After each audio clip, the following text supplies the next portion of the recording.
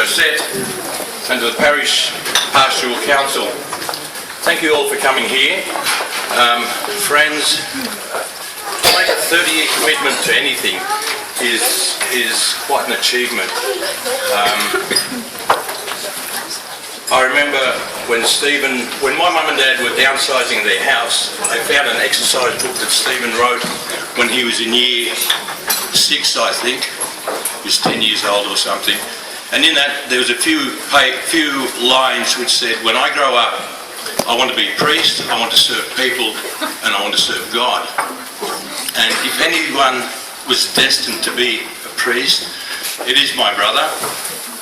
As we were growing up, we didn't play cops and robbers so much, we played, oh, you don't want me to say that.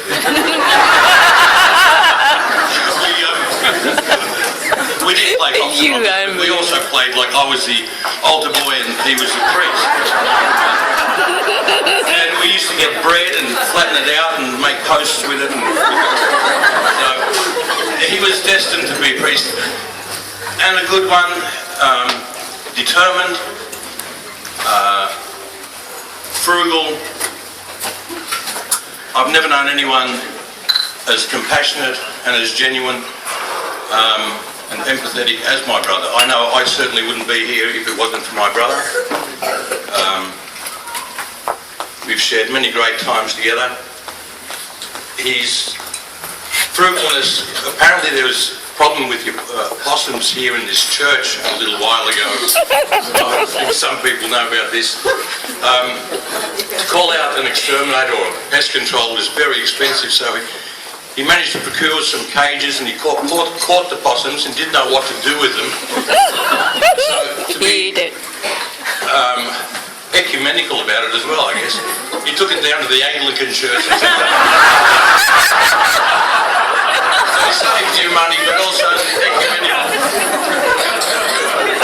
And his determination, if he gets something in his mindset,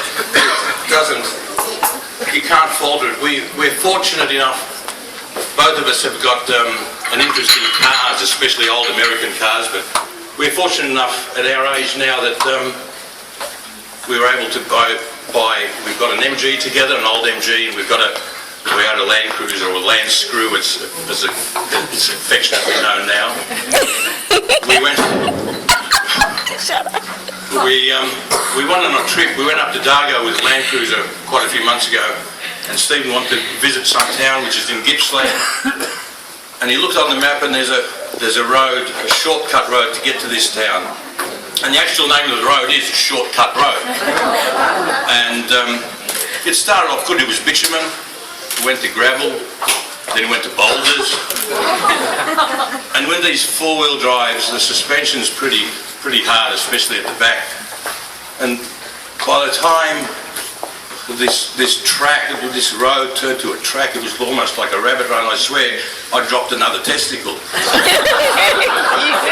Stephen kept on going, determined that we're going to reach this township. And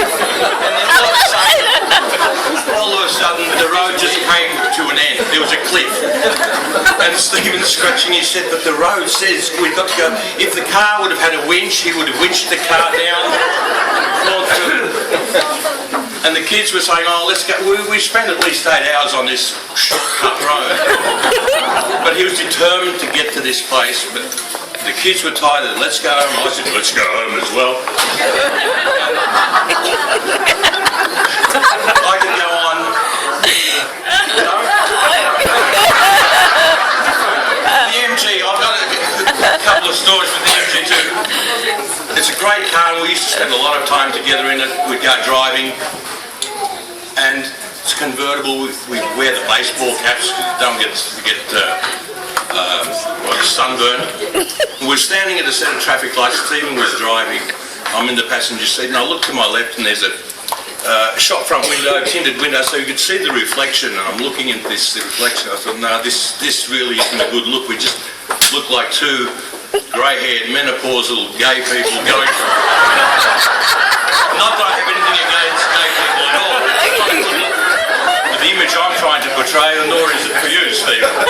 So we don't have any adventures in the MG anymore, and funnily enough, where we were going that day, Stephen for many years slept in a single bed, and he wanted a double bed. And where we were going that day, we were going to a place in Kilsyth to look at beds, and we get out of the car, we're looking at this showroom, and the salesman comes up to us, "Can I help you?" I said, "Oh yes, we're just looking for a double bed." Didn't go down to it, he's all very embarrassed.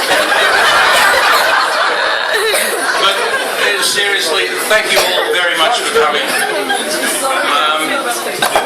I've thought about putting into words what I'm about to say, and it's very difficult.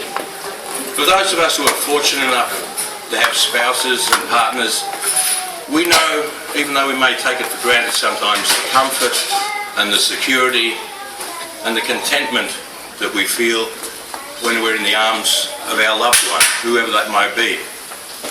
To be a priest, a Catholic priest, you have to sacrifice a lot of things. And I've had many discussions with my brother with this. And as he has said to me, "You are my family, you are my spouses, you are my brothers and sisters." And I can attest to you that every day, every night when my brother goes to sleep, he cuddles you and he carries you all in his heart. Now thank you very much. Enjoy the food.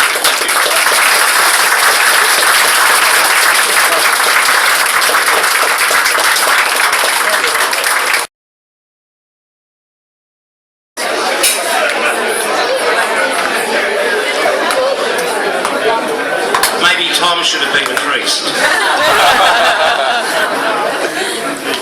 And if you can leave the testicles, you might even get away with a good homily. I would like to thank all of you for being here. When I was a young priest, I looked at priests who were 25 years, 30 years. I remember moving to my first parish, and there was a priest who had been ordained 44 years at that time, and I was 4 months. And I thought, 44 years is just beyond my imagination. Well, it's getting closer. And I find that a bit frightening, but at the same time, I don't feel, my body feels it, but I don't feel less enthusiastic about what I do than I did then. In fact, there are many things in my life as a priest that I feel more sure about, not sure about in such a way that there is, I think, a desperate need in our own time for what we as church offer to the world. And I feel very proud to be a part of something that offers to the world and to people not an alternative, but a deeper way of looking at life and living life, and finding a peace that lies deep within that the world can't offer. So that's what maintains me being a priest, has for the last 30 years and will continue to do so. But also all of you, my family, including Tom. Mistake. And some people who I don't know how you've found out, because there are a lot of people who certainly haven't been invited. I thought this was very limited, just to parishioners, but there are people from Newport who are here, and I thank them, and but especially you as parishioners and people who I grew up with. I'm very appreciative of you because you have, in your own way, supported me over the many years without necessarily understanding what I'm doing. But I'm very grateful to you as parishioners of St Mary's because I've enjoyed my 10 or so years here, and I look forward to another few here at least. And what Bernadette said to me earlier in giving me the gift, which, by the way, I do thank you for, is that I'm much loved, and I do know that. And I just want to let you know that I don't take that for granted. I do have critics, and I live with them, and there were 2 talks that I had to give recently that I began my talks by saying that one of my critics I heard over here say, in our parish we are clericalising our laity and laicising our clergy. The idea is that in this parish there are a lot of people who are doing things, and that, well, I'm not being laicised, but the idea was that maybe I don't do what I should be doing.